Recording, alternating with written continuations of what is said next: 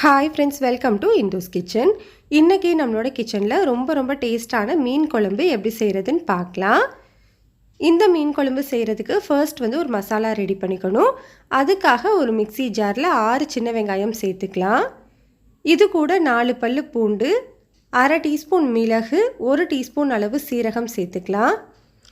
இது கூட 2 medium size தக்காளியை ரஃபாக கட் பண்ணிவிட்டு சேர்த்துக்கோங்க. தக்காளி நல்லா பழுத்ததாக பார்த்து எடுத்துக்கோங்க, அப்போ தான் குழம்பு நல்லா டேஸ்ட்டாக இருக்கும்.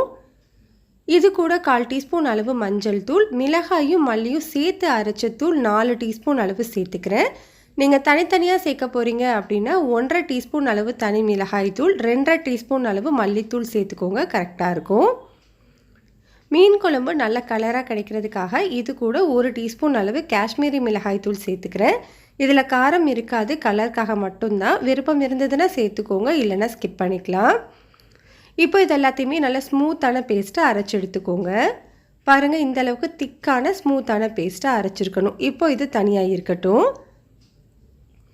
நான் இன்றைக்கி 1/2 கிலோ அளவு மீனில் தான் செய்கிறேன். 1/2 கிலோ அளவு மீனுக்கு ஒரு பெரிய எலுமிச்சம்பழம் அளவு புளியை 1 கப் அளவு தண்ணியில் கரைச்சி புளி தண்ணி எடுத்து தனியாக வச்சுக்கலாம்.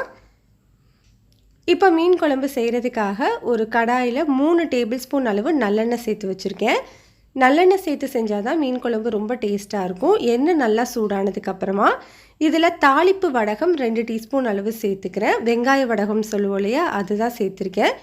இது இல்லை அப்படின்னா 1/2 டீஸ்பூன் அளவு கடுகு, 1/2 டீஸ்பூன் அளவு வெந்தயம் சேர்த்துக்கோங்க, கரெக்டாக இருக்கும். இது கூட கொஞ்சமாக கருவேப்பிலை சேர்த்து தாளிச்சிட்டு இதில் ஒரு 10 சின்ன வெங்காயத்தை கல் உரலை இடித்து வச்சுருக்கேன், அதை சேர்த்துக்கலாம். வெங்காயத்தை நம்ம இப்படி இடிச்சிட்டு சேர்க்கும்போது அதோட ஃப்ளேவர் சூப்பராக இருக்கும். இது கூடவே ஒரு 10 பல்லு பூண்டையும் கல் உரலை இடிச்சிட்டு சேர்த்துக்கலாம். இப்போ இது ரெண்டையுமே ஒரு 2லேருந்து 3 நிமிஷத்துக்கு நல்லா வதக்கி விட்டுக்கோங்க. வெங்காயம் பூண்டு இந்த மாதிரி நல்லா வதங்கி வந்ததுக்கப்புறமா நம்ம ரெடி பண்ணி வச்சுருக்கிற மசாலாவை சேர்த்துக்கலாம். மசாலாவை சேர்த்ததுக்கப்புறமா ஸ்டவ்வை மீடியம் ஹீட்டில் வச்சுட்டு இதுலேருந்து பச்சை வாசனை போகிற வரைக்கும் நல்லா வதக்கி விட்டுக்கோங்க. இந்த மசாலா எல்லாமே நல்லா வதங்கி ஒரு தொக்கு கன்சிஸ்டன்சிக்கு வரும், அது வரைக்கும் நல்லா வதக்கி விட்டுக்கலாம். பாருங்கள், இந்த மாதிரி இருக்கணும். நல்லா எண்ணெய் பிரிஞ்சு இந்த மாதிரி தொக்கு பதத்துக்கு வந்துடும். இந்த டைமில் இந்த மீன் குழம்புக்கு தேவையான அளவு உப்பு, ஒரு 1 டேபிள் ஸ்பூன் அளவு கல்லுப்பு சேர்த்துக்கிறேன். உப்பு சேர்த்து நல்லா மிக்ஸ் பண்ணதுக்கப்புறமா நம்ம ரெடி பண்ணி வச்சுருக்கிற புளி தண்ணி சேர்த்துக்கலாம். புளி தண்ணி சேர்த்ததுக்கப்புறமா உங்களுக்கு தண்ணி தேவைப்பட்டுச்சு அப்படின்னா நீங்கள் இன்னொரு 1/2 கப் அளவு சேர்த்துக்கலாம். இப்போ நான் தண்ணி எதுவுமே எக்ஸ்ட்ரா சேர்க்கலை. இந்த மசாலா எல்லாமே ஒன்றா கலந்து விட்டுட்டு ஒரு 5 நிமிஷத்துக்கு இதை நல்லா கொதிக்க வச்சுக்கலாம். இந்த குழம்பு நல்லா கொதித்து கொஞ்சம் திக்காக வரணும். அந்த டைமில் தான் நம்ம மீன் சேர்த்துக்கணும். அப்போது தான் மீன் சேர்த்ததுக்கப்புறமா மீனில் இருக்கிற தண்ணி சேர்ந்து குழம்பு கரெக்டான கன்சிஸ்டன்சியில் நம்மளுக்கு கிடைக்கும். பாருங்கள், இந்த அளவுக்கு இருக்கணும். ஒரு 5 நிமிஷத்தில் குழம்பு இந்த அளவுக்கு திக்காயிருக்கு. இந்த டைமில் நம்ம மீன் சேர்த்தோம் அப்படின்னா குழம்பு கரெக்டான பதத்தில் நம்மளுக்கு கிடைக்கும். இப்போ நம்ம ஸ்டவ்வை லோ ஹீட்டில் வச்சுட்டு நான் இன்றைக்கி 1/2 கிலோ அளவு நெத்திலி மீன் சேர்த்துக்கிறேன். உங்களுக்கு எந்த மீன் விருப்பமோ அந்த மீனை நீங்கள் சேர்த்துக்கலாம். மீனை இந்த மாதிரி ஒன்றா சேர்த்து விட்டுக்கோங்க. எல்லா மீனையுமே சேர்த்ததுக்கப்புறமா லைட்டாக இந்த மாதிரி குழம்பு உள்ள மீன் எல்லாமே தள்ளி விட்டுக்கோங்க.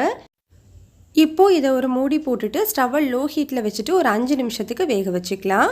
மீன் சேர்த்ததுக்கப்புறமா ரொம்ப நேரம் வேக வைக்கக்கூடாது, அப்புறம் மீன் உடஞ்சி போயிடும்.